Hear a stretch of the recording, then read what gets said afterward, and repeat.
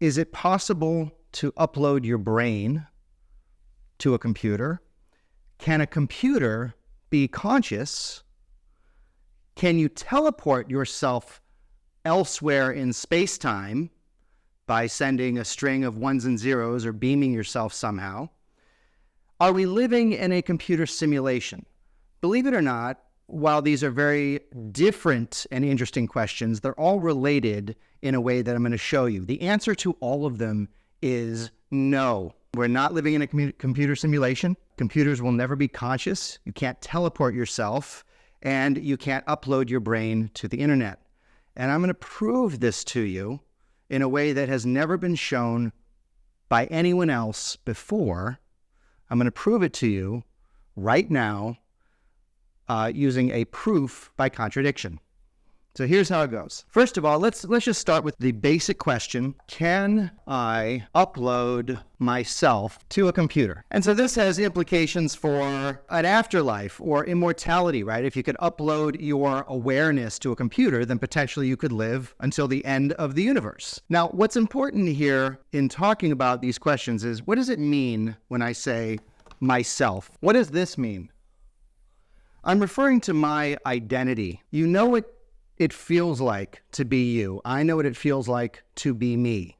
So when I ask the question, can I upload myself to a computer? What I'm asking is, could I, in order to avoid death or for other reasons, could I go through the process of uploading myself, my brain, my consciousness, whatever, to a computer so that once I click enter and it's done, I exist. My awareness exists in that computer. Now, I don't know what that would feel like. Obviously, you would have to have some kind of sensor system set up so that you could experience things through the computer, you know, a digital camera, a digital sound generator, and so forth. But the question I'm asking is, when I ask this question right here, am I referring to somebody else, or I'm referring to myself? Right? I want to know whether it's possible for me to be uploaded to a computer. I want to know, when I ask whether I can teleport myself, I want to know whether it is me, my awareness, that's teleported elsewhere. So I'm going to come back to this at the end of the talk, because it turns out that the question of identity is almost always the primary objection to my argument. And I'll explain later why that is a red herring, why that argument does not work. Okay, so this is a proof by contradiction. What that means is this. I'm going to make a couple of assumptions. I'm going to see what the implications of those assumptions are. In other words, what follows logically from those assumptions. And if it turns out that the result is nonsense, if it's impossible, if it's a contradiction, then I'll know that at least one of those initial assumptions is wrong. So here are the assumptions I'm going to make. First of all, we'll call it assumption 1. And that is that consciousness is entirely produced by the brain. Now, what I actually mean in an academic sense, it doesn't even matter whether it is produced by the brain, but rather just some local volume. So if there was a sphere surrounding my brain, the point is that there is some volume that exists that is not influenced beyond that volume. That's what makes it a local volume. It is what is inside that volume that determines my conscious state at that moment. So that's what this first assumption is about. But I'm going to focus on the word brain here because for the lay audience, that's what makes more sense. But just keep in mind that the argument I'm going to present to you is applicable for any size local volume. That's the first assumption. The second assumption is that the brain is a computer. I'm going to say a computer and or software. Software is what runs on a computer. Software is the set of instructions. But the idea is that we're going to assume that the brain is a computer or software. And as a result of that, it can be copied, at least in principle. Now, it can be copied follows directly from the assumption that the brain is a computer or software, because software, at least digital software, not a quantum computer, but at least digital software can always be copied. Any general purpose machine or computer running software can be copied. But the most important assumption here is that whatever it is that is producing my consciousness at this moment, whatever it is that's producing it, is something that can be replicated elsewhere in the world, in the universe, in space-time. It's something that can be recreated or copied elsewhere. These are the two assumptions that I will start with. I would say that the vast majority of scientists who are academically discussing consciousness and the physics of consciousness would agree with both of those assumptions. But what I'm going to show you actually is that they produce a contradiction. So here's how I'm going to do it. Imagine that a person right now on planet Earth, they have a brain state, a physical state. We're going to call it B1. That is, their brain is physically structured in such a way at that moment that results in that person's conscious state, C1. We'll just call it brain state 1 and conscious state 1. Now, this follows directly from assumption A1. The point is that this person's conscious state is entirely determined by what's in their brain, by what their brain state is at that moment. Now, what if, because of assumption 2, what if instead this person wants to be teleported elsewhere? So we're going to teleport that person to Mars. And I realize Mars is smaller than Earth. So what we're going to do is we're going to make a copy of state B1, because we know that B1 can, at least in principle, be copied elsewhere.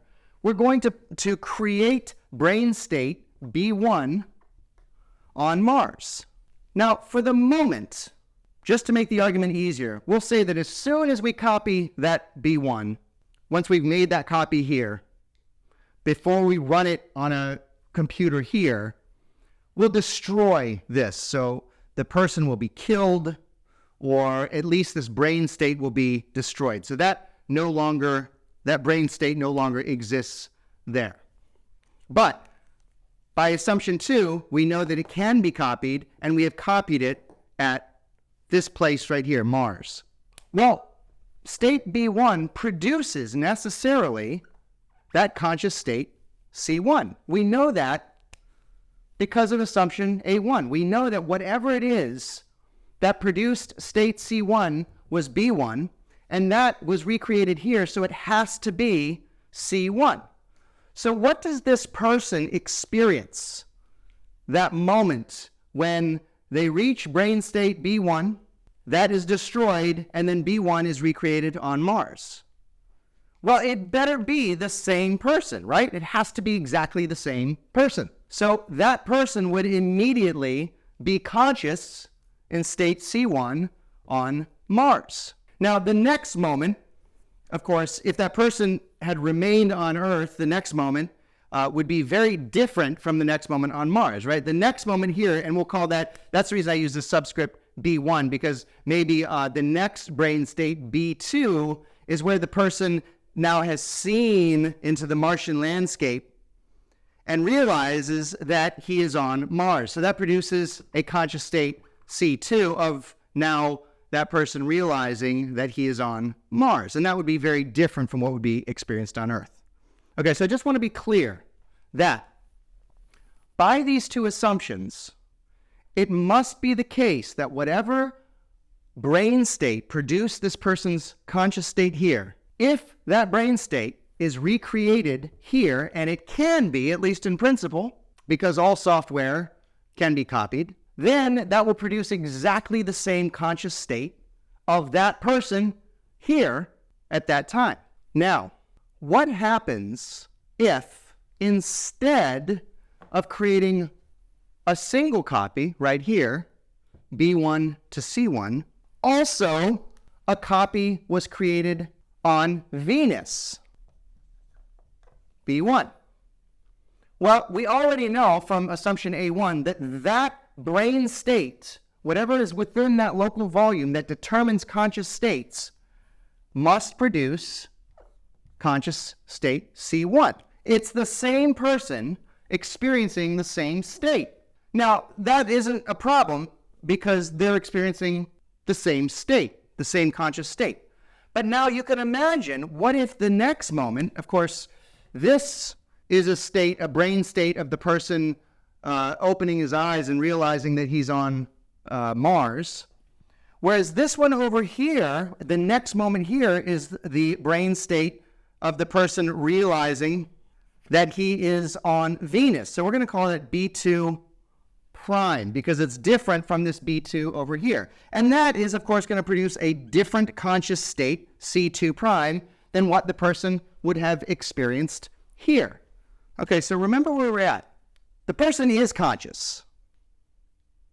In fact, if I were, maybe I should be doing all this in first person to make it clearer. This is me.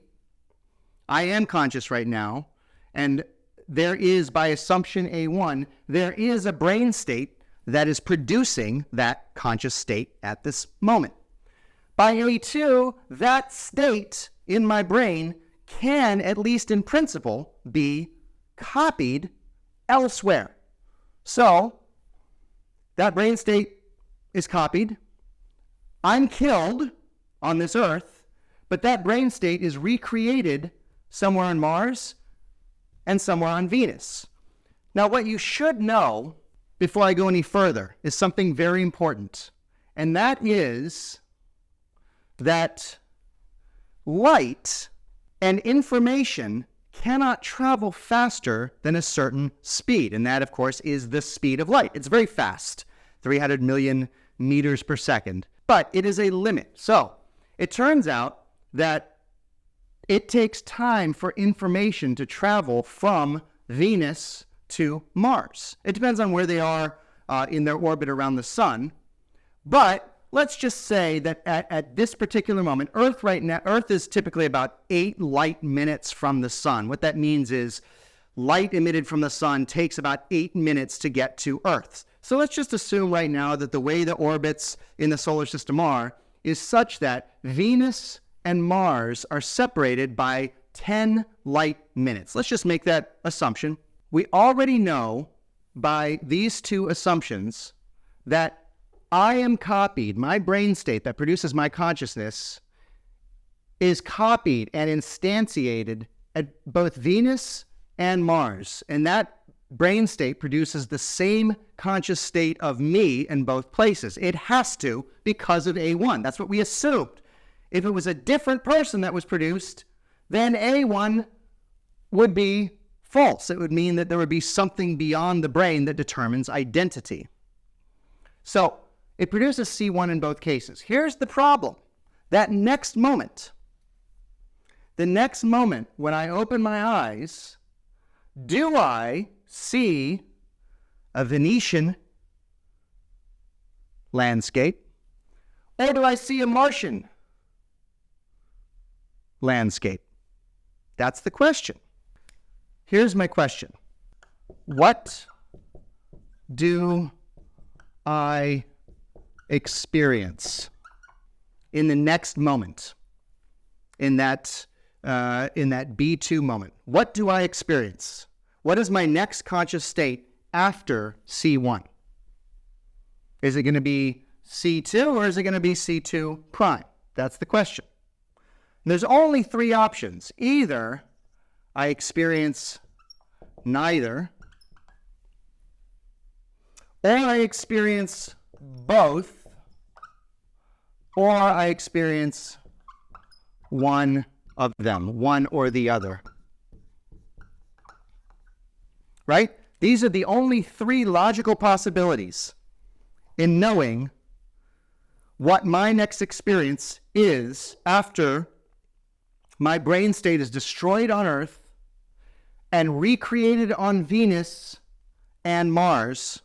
The question is, what is my next conscious experience after that? Either it's neither of these, or it's both of them, or it's one or the other. That's it. Let that sink in. Let's start with this one. Neither. Maybe once we created the situation where there are two copies now, maybe the universe doesn't like that. And it says, nope, neither one happens. I just die completely. Here's the problem with that. I already know that before we introduced Venus into the picture, I already know that my brain state here produced my conscious state here. That was copied and destroyed here, recreated here. I already know that I am going to wake up on Mars, and my next conscious experience will be C2 on Mars. I already know that, right? We established that before because of A1. So maybe when we add the second copy, that throws a wrench in things, and now it becomes neither. Well, here's the problem with that. This was already created. This conscious state already existed. It already moved to this one.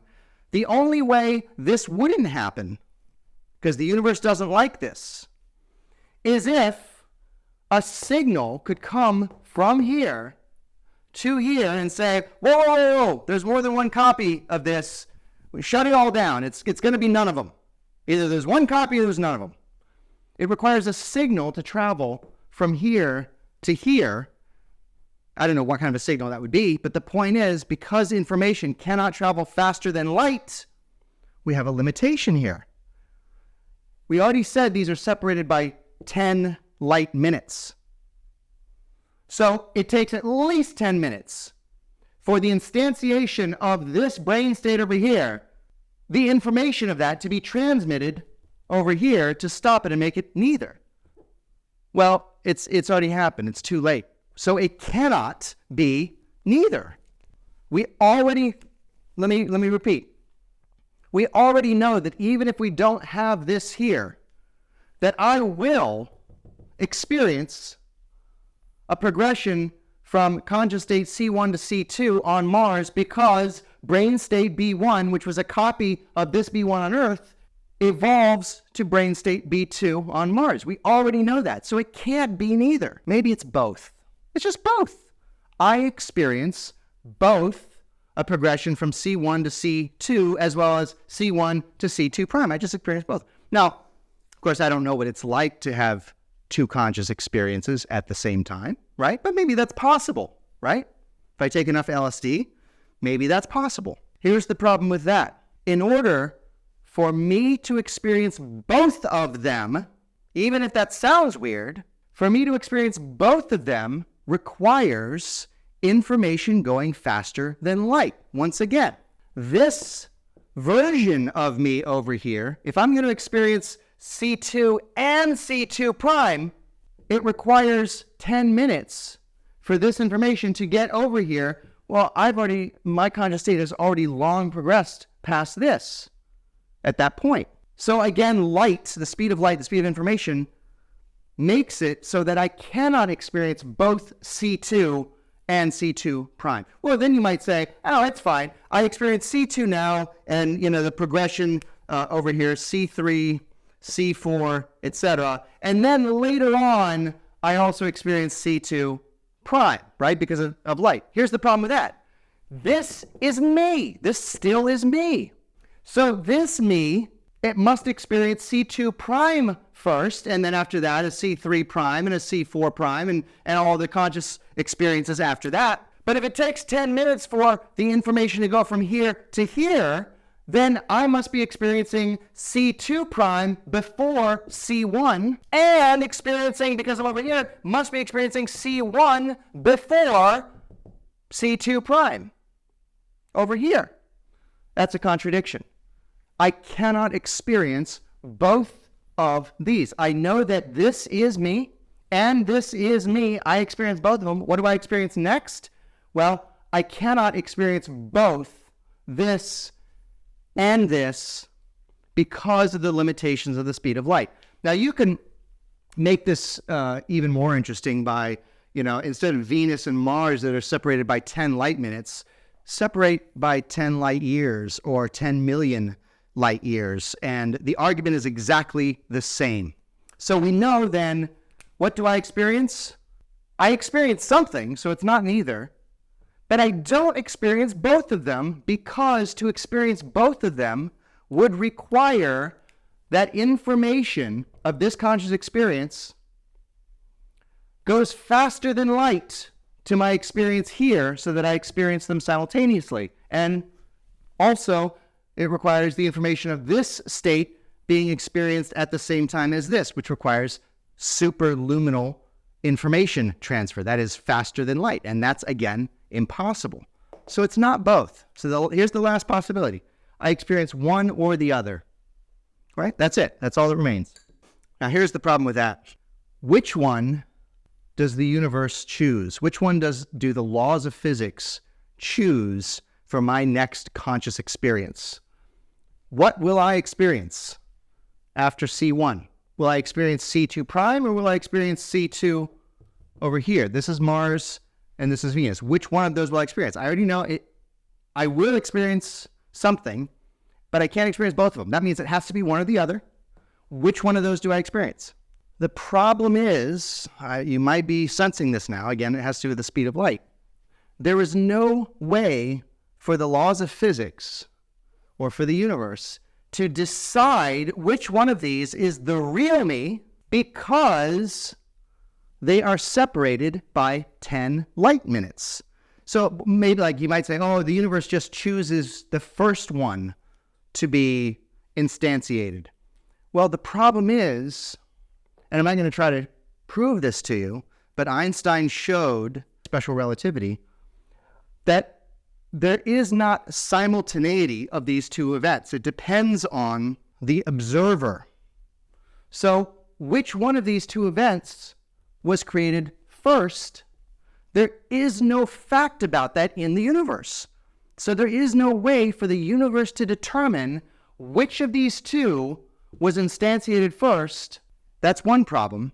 And then the second problem is that even if the universe could say, oh, okay, somehow this one was created on Venus before the one on Mars, you're going to see where this is going, right?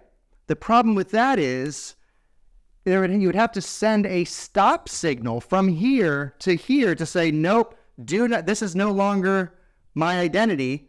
These do not evolve anymore. This is not me. There'd have to be a signal sent from here to here saying, nope, this one is not it. Or vice versa, maybe the universe determines it's going to be this one. It still requires a faster than light signal sent over here to turn this one off. And that violates special relativity. So it can't be one or the other, because there's no way for the universe to determine, to decide on which of these is me without violating the known laws of physics. So it can't be this. Now, we have a real problem here. We have a real problem. This is just logic. This entire argument rests on only two assumptions. And I've simplified them for the lay audience. I'm more specific in my papers. But it only depends on two assumptions. One, consciousness is entirely produced by the brain. And two, the brain is a computer or software that can be copied, which is to say conscious states can be copied. What I showed using this thought experiment is that there are only three possibilities for what my next conscious experience would be. It's either neither of them, both of them, or one or the other. But none of those can be right. What does that mean? These are the only possibilities. So what does it mean? It means we have what's called a contradiction. Contradiction looks like that, a circle with an X in it. And it means that one or both of these assumptions is wrong. If you combine these two, what you get is conscious states can be copied. That's kind of the bigger assumption, the underlying assumption here. Consciousness is produced by the brain, and the brain can be copied. So what they add up to is that consciousness, conscious states, can be copied. So I'm going to call this just the overlying assumption. So conscious states can be copied. That results, so we then have a thought experiment involving creating copies of those conscious states. And then that results in possibilities, none of which can work. This results in a contradiction. And what that means is that the original assumption is wrong. So if conscious states can't be copied, here's something we know about computers and software. /software can be copied. Conscious states cannot be copied. What this means then, the implication of this is conscious states cannot be produced by computers /software. This is significant. First of all, what this means is that the whole idea of uploading your brain or your conscious awareness to a computer, it can't be done because conscious states cannot be copied elsewhere in space-time. Multiple instances of a conscious state cannot exist in multiple places in space-time. So what that means then is that it's not possible to upload your conscious state, your awareness, to a computer.